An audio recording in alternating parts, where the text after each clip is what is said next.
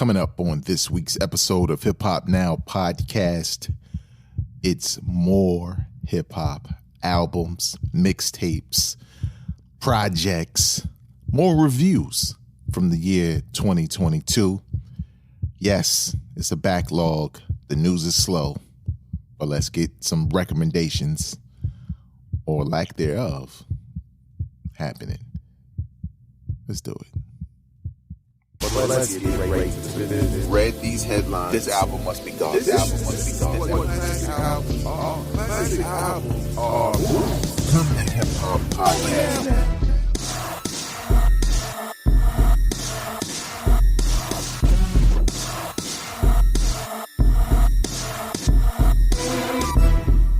What up, y'all? I am your host, Vegas, and this is Hip Hop Now Podcast, a podcast designed to keep you caught up on all things hip hop, music, and culture. Like this episode, where there's a ton of hip hop out, and you can't keep up with it, but you want to know what's good, what's whack, what should I check out, what should I avoid? This is your one-stop shop. In the description of this episode is a link to the first version of this that I did. And I'm going to tell you like this. I don't usually do this. I usually try to keep the reviews to big releases and release a whole episode dedicated to that one release. But over the years, I've learned that I could do that also.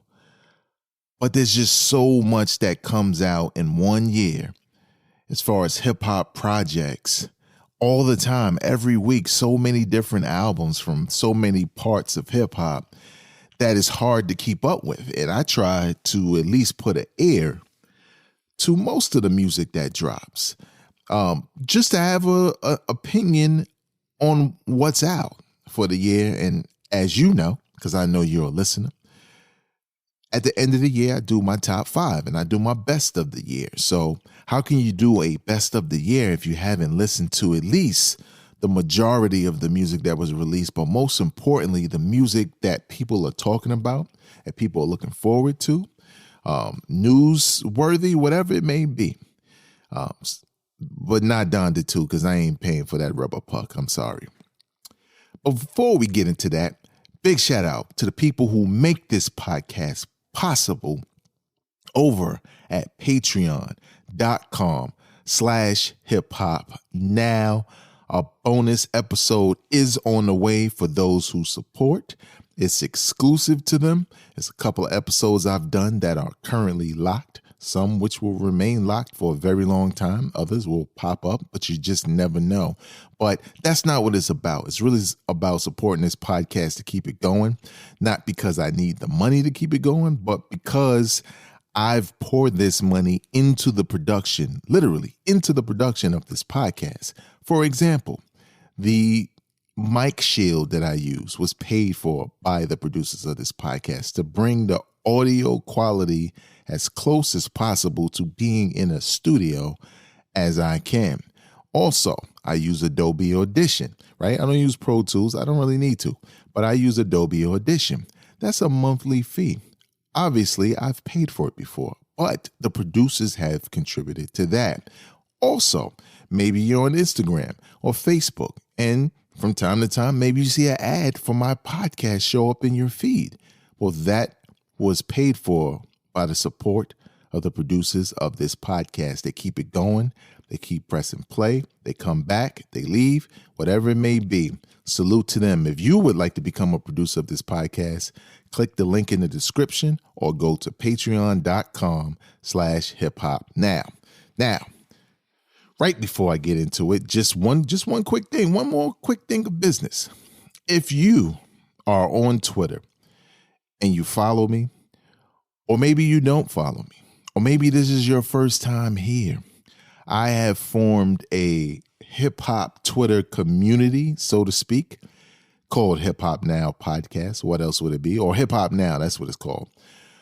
Twitter now allows for communities. We know Elon Musk, whatever. I don't even want to get into it. But nevertheless, Twitter now has a feature to create community. So I created a community that's centered around this podcast, right? So it's not necessarily for me to promote this podcast, but this podcast is about hip hop news, and it's a place where the news I come across from time to time, I'll dump in the podcast, but also I take part in the discussions. The group is open, meaning I've invited some people, but anyone can join. Obviously, there's some rules. Keep it clean. You know what I mean? I don't mean you can't cuss. You can cuss all you want. Just don't go too far, Trump. But I'm just saying, it's an open group. Check it out. There's a lot of hip hop heads in there, a lot of peaceful folk who, play around on Twitter, talk hip hop and all that good stuff. That link is also in the description of this episode. Now, the business is done. Let's get into the reviews. If you heard the first version of this, I had a ton of albums to review. This time, not as much, but there are some that I mentioned I needed to check out that I have. And one thing about me when it comes to reviewing these albums throughout the year, as far as listening, I give them 3 listens, right? Y'all know the rules. The real ones know. The OGs of Hip Hop Now podcast know. 3 listens. The first listen is strictly off of my initial impression of what this album or mixtape is. The second listen, now I'm listening more deeply. I'm listening to the concept, right? How everything comes together, the beats, the lyrics, everything. I'm analyzing it, right? Based off of my first impression also.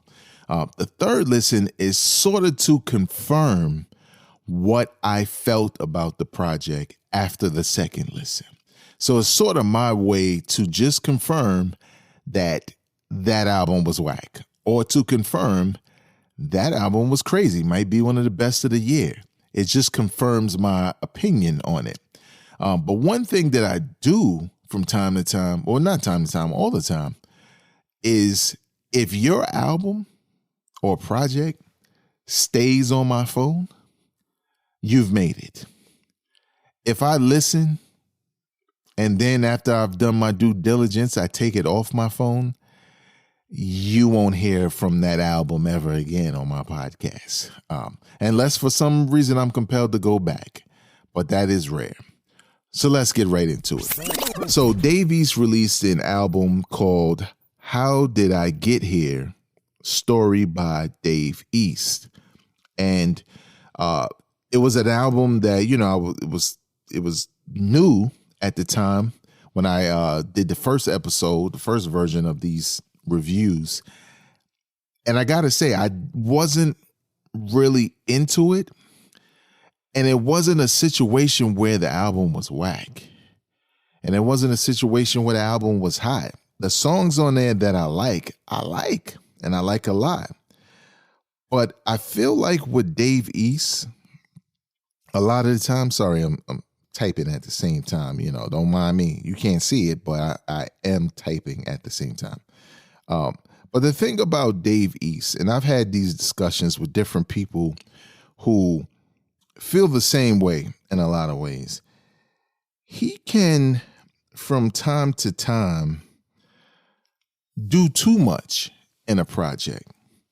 It's sort of like you want variety from your MCs, but in some cases, I feel like it's not necessary. You want versatility in the flows an MC can provide, but I don't think that's for everyone, right? Like, here's a perfect example. I was a huge Redman fan. You couldn't tell me nothing. Those first 3 albums, I would wave the Redman flag like, yo, he is my favorite rapper, hands down. The voice, the lyrics, the delivery, the beats, the whole P-Funk feel. I loved it. The weed talk, all of it. Storytelling, I loved all of it. The wittiness, everything. I loved everything about Redman. And not to say that he's not none of those things even today. But the minute he changed his sound, similar to Boot Camp Click, I wasn't into him as much. And nothing had changed about his lyrics, his ability to rhyme and his flow and his cadence and his wittiness. None of that had changed. But when the production didn't match what the introduction bars to his music was, I really wasn't into it. Because to me, that package and that one thing that he did well, his music, his rhymes with the music, I lost it. I didn't lose it, but I felt like something was lost and it just didn't appeal to me. And Doc's the Name started it as far as me feeling that way. And then Malpractice just ended it for me. And I ain't never go back. So with Dave East, we know the dude is nice. He got an ill voice. But he tries to do all these different styles. And I feel like that's not necessarily what I want from him. You know what I'm saying? And obviously he could do what he wants, right? It's his. But at the end of the day, it is always, he always leaves, I'm getting caught up. He always leaves me desiring more from him, even though he's giving you all these different looks. I just wish Davies would find his pocket and just stay there. You know who found their pocket a long time ago? And it don't matter how many albums put out, it constantly works. Rick Ross. Currency. It don't matter. Rick Ross is going to do an album, Lifestyles of the Rich and he done been billionaire, ghetto, he been everything. Millionaire, ghetto billionaire, everything. But it's just it works. The style of music, the type of rhymes he does, it works. And he doesn't switch it up. And for some people that gets stale, but I don't know if I want to hear him any other way. It takes away from why I tune into his music. So that's how I feel about that Davies album. So again, if you're a Davies fan, I think you should check it out because the joints on there that I really like. But if you're not, I can't promise that you'll like this project versus the last. Because in some ways, he's sort of hit or miss. He's had some really good projects and he had some really subpar projects, especially lyrically. Another album that I reviewed and I mentioned in my previous episode, the Cool Kids put out a project called Before Ish Got Weird. This is a family podcast, so of course I'm not going to cuss. Actually, looks like they put out another album, but I'm just not going to press play on that, at least not now. This album, it was okay. It was okay to me. It wasn't, I didn't go crazy over it. I didn't feel like, yo, this is dope, this, that, other. I think it sort of suffered from the same thing Davies' project suffered from. It felt like they just did a bunch of different songs with no real destination. And there's nothing wrong with having a variety, but there has to be some cohesiveness with that variety. Case in point, Kendrick Lamar gives you a ton of variety. Albums like To Pimp a Butterfly and actually all his albums. There's so many different sounds and flows and musical choices. It's so much going on those albums, but they all come together to be this cohesive project that feels like a unit. And I feel like with this Cool Kids project, some records I'm really into, other records I'm like, that didn't really need to be there. See, unlike the Dave East record is shorter. So you can really give it a couple listens and decide. This is a much longer album. And when you lose my attention span about 5 songs in, it doesn't mean that the Cool Kids record is whack. It just means that I'm having a hard time paying attention. And that's how I felt.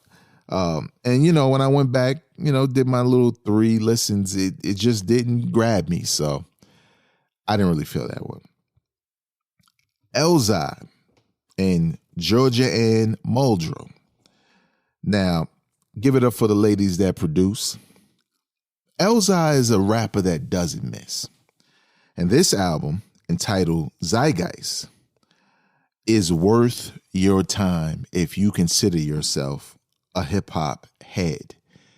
Lyrically, beat-wise, if this doesn't make my top 5, which I don't think it will, it's definitely a strong honorable mention, because it's just one of those albums where it's like, well, if someone asks you what's hip hop today, like, how is it any different from what it used to be? Does it maintain any of that? You can play them this, because Elzai never misses with the bars. And I like the production, because the production doesn't fall into one category or not, right? It's not Griselda drumless, tracks from Derringer. It's not trap music. It's not, try to do both type beats. It's just beats. It's just hip hop beats, and different, and they varied.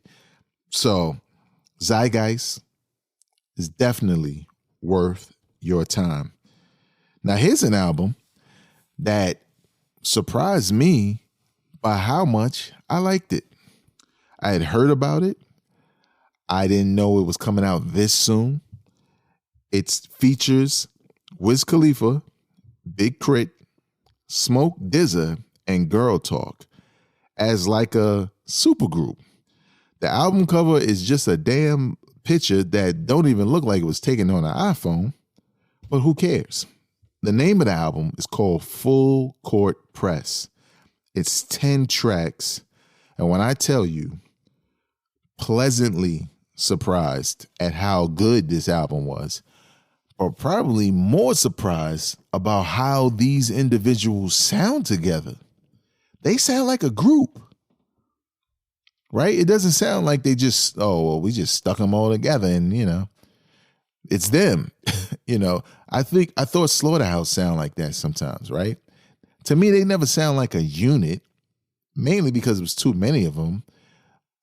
Well, let me not say that, because the Wu had more members, but the Wu sound more like a unit. Slaughterhouse never sound like a unit. It sound like a cipher where other rappers are there just rapping. This sounds like a group. And the album is pretty good. And I kind of feel, I know what's going to happen. It's still on my phone. This may creep into my top 5 of 2022. Now, I only say that because I just think it's good. Time passes, other albums come out. I think it's definitely a shoo-in for honorable mention, because it's one of those albums that when you hear it on the first listen, oh, this is good. They put in some good work. And, 3 listens, I confirmed it. So RJ Payne, Blood on My Chainsaw. I'm not even going to hold y'all. This ain't hate. This ain't anything other than I'll just wait for the album. I didn't like this one really. And again, sometimes and it's not about whack versus hot. In 2022, as many projects as we get thrown at us on a hip hop side, even from your favorite artist, just multiple projects from one artist that you may like, sometimes you just kind of you're looking for what's really good. And I don't feel like this album is really good. I feel like this project is songs he had. And I believe that's what it was. Because his album that I believe was supposed to come out got delayed. I was looking more forward to that, just based off of what he was saying on social media. It sounds interesting, and I wanted to hear it. But this just didn't do it for me. And I'm not the biggest fan of RJ Payne, like other people I know. I'm definitely not a hater. I definitely have a couple of projects in my stash that I do like, but he's hit or miss for me sometimes. And sometimes it's the growly, like a split your head open. And I know that's just the way he rhymes. I mean, that's the way a lot of people rhyme. And maybe I've heard too much hip hop, but sometimes I just need something a little bit more special to happen in order for me to get into him a little bit more. But again, I was anticipating the album that he's working on. That interests me the most, just based off of how he talked about it. But the EP is just more so like, okay, and Cannabis is on here, and Cannabis sounds cool. But Cannabis fell off, man, like big time. He doesn't even rap the same. And I mean, I know. He's kind of, the way he raps today, he's been rapping like that for the majority of his career. So you might as well say that's how Cannabis sounds, the way he sounds now. And obviously this is not the worst performance by far. This is one of the better performances. But there's just something about the record, and I don't know if it's just because it's him and RJ Payne, where it just didn't fit for me. So again, not a whack project. If you like RJ Payne, I definitely think you should check it out. It's an EP. It's a quick listen. Beats are dope, and a lot of the bars are dope. But at the end of the day, for me, it's just not something I could see myself going back to. That's basically what I mean. Denzel Curry, Melt My Eyes, See Your Future. This was a cool album, but at the end of the day, Denzel Curry for me sometimes could be hit or miss. I'm going to chalk this one up to miss. Last year, I loved the project he put out. Maybe that's the bias I have because I wanted more of that. I think I was more of a fan of the production he had last year than this production. And I know he has a pattern of, trying not to do the same thing every trip. But in a lot of ways, like I said earlier about Redman, I like when you had them different styles of beats, that more electronic sounding hip hop. I don't know if that's the best way to characterize it, but you know what I mean. And some of it exists on here, just not enough of it for me. So I wasn't really feeling the project that much. Pusha T, It's Almost Dry. Now, I told you I give these albums 3 listens, right? On my first listen of this album, especially given all the hype around it, especially with Pusha T saying my album is a classic. Daytona might be a classic, but him saying that this album, It's Almost Dry, is a classic, it didn't meet my expectations on my first listen. And I was like, it's cool. But I'm not hearing this spectacular album that, is being talked about. Then I gave it a second listen. And I felt like something was there, but I really couldn't articulate what it was. Because it sounded better on the second listen. Then I listened on a third time, and I was like, well, what am I talking about? This album's good. And not that I said it was bad previously, but this album is getting better the more I listen to it. And you know what's scary about that, at least for me, in my opinion? I said the same thing about Daytona. When Daytona was coming out, first listen, I wasn't like, oh, this is crazy. I was like, oh, it's cool. But then the more I went back to that project, that 7-song project, I was like, damn, I love this joint. I don't know why. It's the coke rap or something. Something's up. But this new album from Pusha T features majority of the production from Kanye West and Pharrell. Heard he turned down some Madlib production. I mean, who cares? I think this works. What I think I like about it the most It's like you get sort of the best of Kanye and Pusha T sound and the way they make records together. But then you kind of get the clips. Without the clips, but the clips. Even though no malice, even though it said malice on the album. Let me check that again. Yeah, it said malice on the album. He's no malice no more. He's not no malice no more. You know what I mean? But nevertheless, that was a Clips record.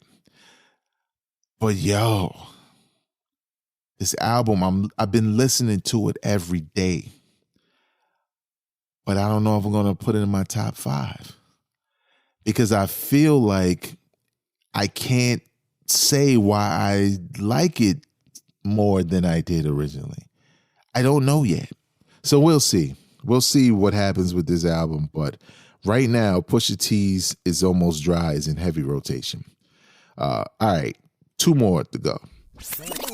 Love the Genius, Self-Love 2.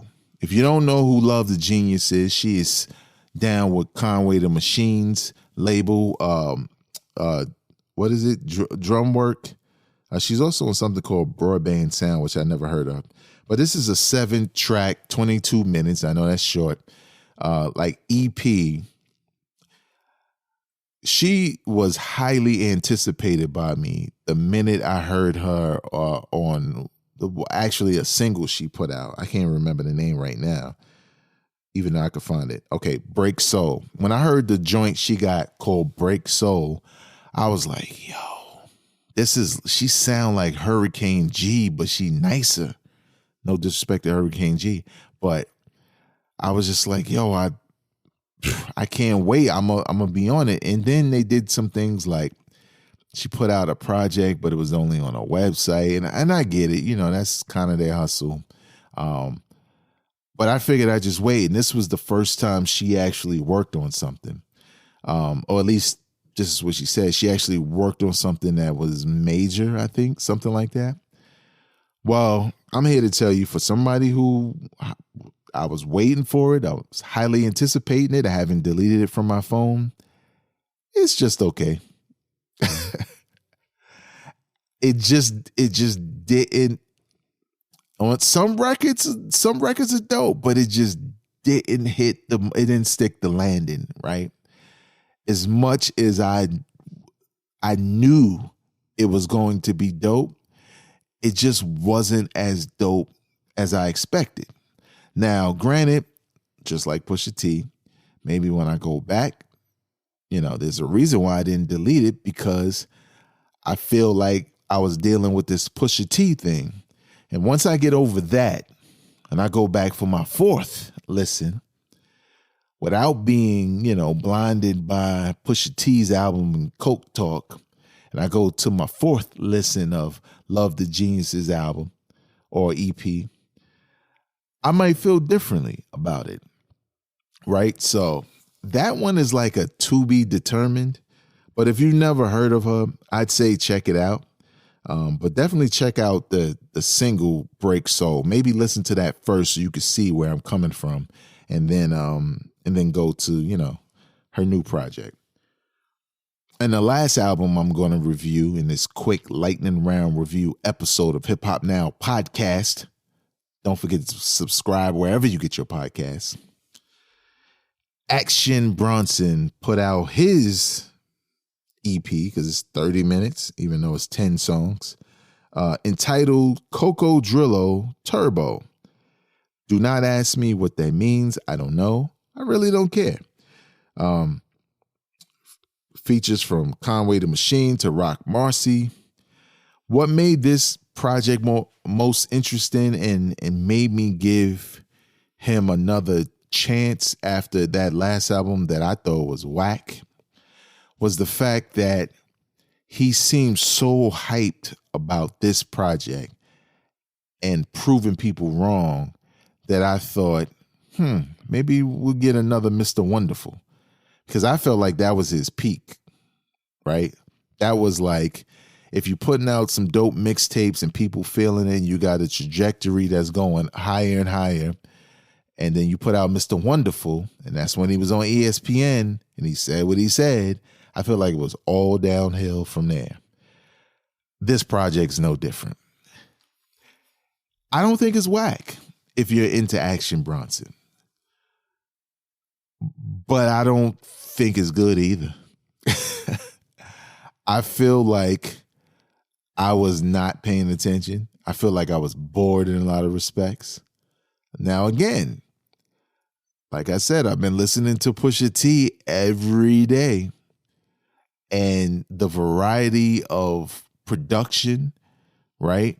The variety of Pusha T's rhymes and articulations and ways he sell coke, it just feels more premium than somebody just rapping over dope beats. I can't get into this joint. After 3 listens, I can't get into this Action Bronson joint. Every time I felt myself like, yeah, time for some bars, some hip hop. I even had a drink, y'all. I figured, hey, maybe I loosen up, you know. Sometimes, you know, maybe it's the setting. Maybe the gym ain't the right place. Maybe just in the crib cleaning up ain't the right place to listen.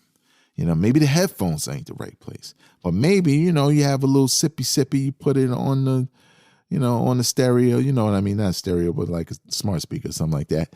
And you just listen. And I kind of felt like it wasn't changing my opinion. Now, I haven't deleted it yet. Because just like Love the Genius, I feel like I'm not paying attention. And I don't know if that's the music or is it just this damn Pusha T album that I just feel like is my go-to. That and Benny the Butcher Tana Talk 4, literally back to back. Sometimes I get mad at myself. It's almost like a drug where I can't resist press and play on either of those 2 projects, and they both coking it up as far as the raps. So maybe that's just the wave I'm on at this point in time. But this Action Bronson did nothing for me. Nothing for me. So what do you think about that album? If you want to know what I have coming up next, you can follow me on social media. But I can give you a spoiler alert. The next album I got on deck, I'm going to listen to it in the gym, is Ransom's new album, No Rest for the Wicked. I have high hopes. Ransom almost never disappoints. He has been on a hell of a run. He need to be applauded for that. And in some regards, I don't feel like this is going to be any different, but we shall see. You can follow me on Twitter, Instagram, or TikTok at Vegas World INC. Remember, subscribe to this podcast. Hit the like button if you're in a section where you hit the like button. Comment if there's a comment section, or review it if you're on Apple Podcasts. But please share this podcast with people you know enjoy this kind of hip-hop content. Until next time, y'all, I am not a critic. I'm a fan. Peace.